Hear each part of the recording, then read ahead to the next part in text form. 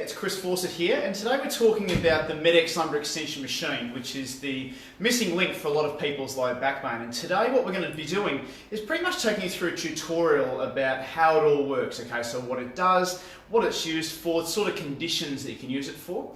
And then what I'm going to be doing is actually getting Ryan, one of my staff, to assist me in being able to perform an initial test and also show you how the exercise all happens so you can get the best results for your lower back pain. If you happen to be there, please type in a comment below to say hello, and we're happy to answer your questions as we go through.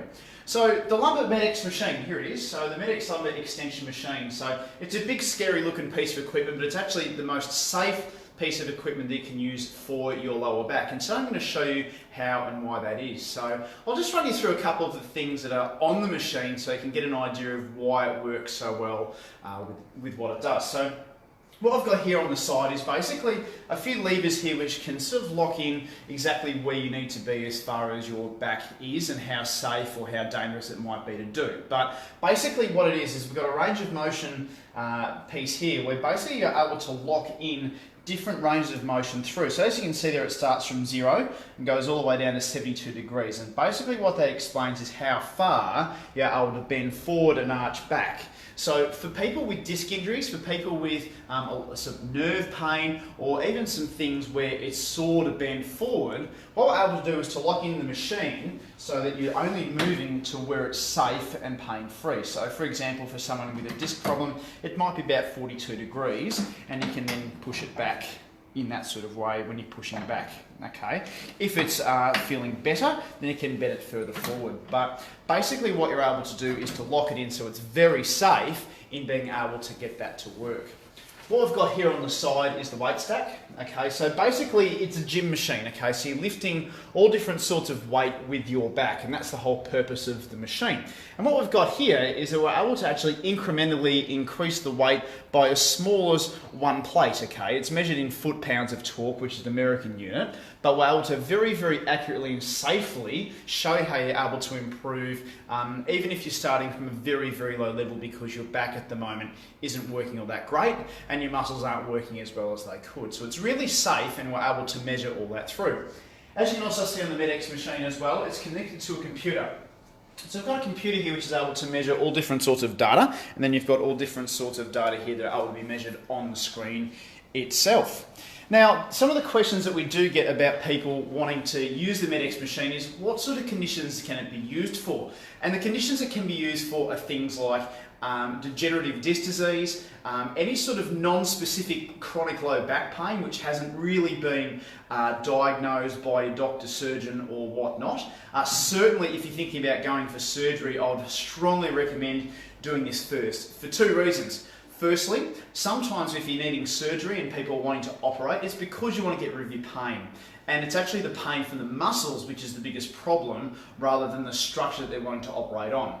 And if it is a lost cause and you really do need surgery, then basically this can be used as a prehab, okay? So you're able to use the machine to strengthen the muscles before you go into surgery so that rehab after surgery doesn't take as long. It's very similar to someone who's on a waiting list for, say, knee surgery. What the best recommended thing for knees is to strengthen up the muscles around the leg and around the knees so that basically rehab is much quicker. Why should backs be any different? It shouldn't be. Basically need to strengthen it up from there. So that's how it's all going. Is anyone there, Nikki, on the live stream? Top in the corner? Yep. Excellent. Good to see you there. It's nice to see you. Type in and like and share below and say hello. Just coming here, Ryan. So Ryan is actually our physio who's also here today. He's dressed a lot better than I am because I'm about to go on the machine so we can show you how it all works from there. So this is how it basically works. So we get into the machine.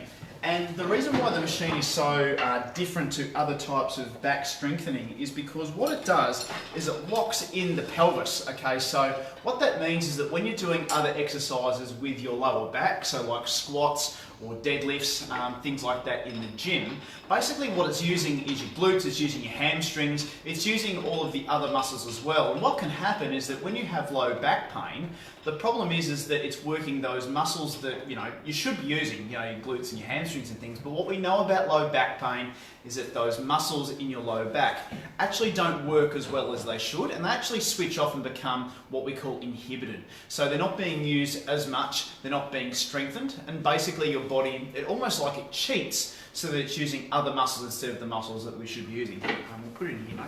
So I think it goes to about 3. So what Ryan's doing at the moment is setting up the machine so that basically my legs are locked down and it's just my back which is going to move from here. There we go. Fantastic. All right, a little bit more, mate. Yeah, one of you. Yeah, there we go. Bit more, bit more, bit more. Perfect. All right, so what we're actually able to do with this machine first, and we're going to run through what we are going to do first is actually what's called an isometric test. So what we'll do is we go test isometric, and what we're going to do is we're going to go through the procedure on how you actually strengthen someone's back. Okay, so go down to 72, lock me in, that's it, all the way down. That's it. No, lock it in. That's it. Yep. And flick switch. Perfect. Perfect. Take me out. So what we're doing is we're going through and actually making this work. Okay. So just flick the switch again. So what we're able to do there and show, and that was just the first one. Just press escape on that.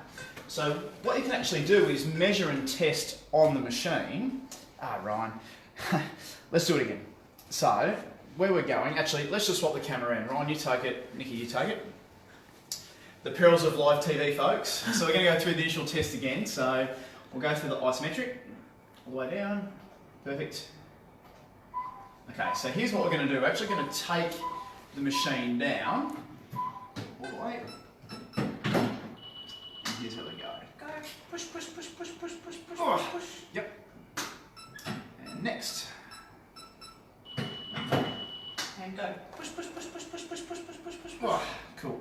So what we're doing is we're going through range every 12 degrees and measuring how strong my back is as we're going through. There we go. Perfect. There you go. Push, push, push, push, push, push, push, push, push, push, push, push, push, push, push, push, push. Oh, cool. And again. Cool. Push, push, push, push, push, push, push, push, push, push, push.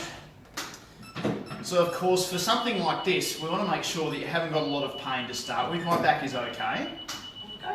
Push, push, push, push, push, push, push. And I'm putting as much force as I can through the chair to measure how much torque I can actually put through the machine to see where I'm actually at. And look at my numbers there, I think I need a little bit of work. Push, push, push, push, push, push, push, push, push, push, push, push. Perfect.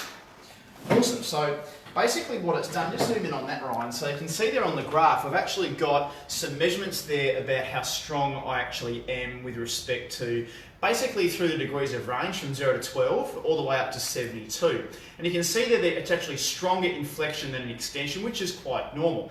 And what we want to know, Nikki, if you can just do that. So what we can actually do is have a look at the graph and compare to the different, to people that are of similar age, weight and height from there. So that was the test, basically going forward into flexion, all the different ways up to 12 degrees, all the way back into extension from there. So Nikki's just bringing up on the computer now what my graph looks like. So if we sort of zoom in on the computer there, Ryan, so you can see there on the graph, I've actually got 4 lines there, if we can see it. So the yellow line there is average. Okay, so someone of a male 18 to 35 should be able to do.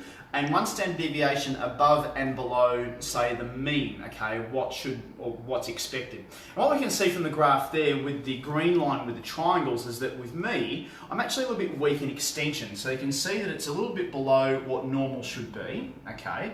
And basically that's why I get, and for those playing at home who know me would know this, I get a bit of back pain and a bit of stiffness in the back, and it's not very strong. So basically what I'd need to do is to get stronger into extension so I'm able to do the things I'm wanting to do. This is affecting my running, it's affecting a little bit of hip pain as well, and it's meaning that I'm not able to do the things that I want to do. It's getting a bit tired and fatigued. What I might do is actually do an exercise as well. So we're going to hook it up to an exercise program. So that's perfect, just on 100. So what we're wanting to do is to do a set of exercises just to make sure that we're actually targeting that lower back. So we'll go through that now. So let's go forward. That's it. Good. Okay, so what I'm doing here is just using the weights. If you just look at the weight stack there, Ryan, I'm lifting up the weights. Okay, and as it's coming down, I'm lowering the weights down. So because my legs are locked in, I'm using just my back to do this. So if you think about when you're going to the gym, you're doing some bicep curls, you're doing some squats, you're doing some lunges and things like that. Basically, the only way to get bigger muscles is to actually lift weight so that you're able to make the muscles bigger. Let's face it, if you wanted bigger arms, like biceps or things like that, you're not going to be lifting up a tuna can. And unfortunately, with a lot of things when we're talking about low back strengthening, we're doing things like Pilates, we're doing things like little transversus abdominis tucks, we're doing, swelling into the thumbs as an exercise. It's really useless. And in order to get muscles in the back actually starting to work more optimally, what we need to do is to load it up. Isn't that right, Nikki? So when I'm pushing it back, what I'm starting to feel now, because I'm not very strong, and this is a very normal reaction when we're using the MedX machines, I'm starting to feel a little bit of like a muscle burn at the bottom of my back. And a lot of people mistake that muscle burn for like tightness or fatigue or weakness, when the actual fact is that when people are getting tired and tight in their backs, a lot of the time it's because their muscles aren't able to do what you're asking you to do. So now I'm starting to get a real burn at the bottom of my back as I'm doing this, which is all completely normal, completely healthy by the way, and nothing to be scared of.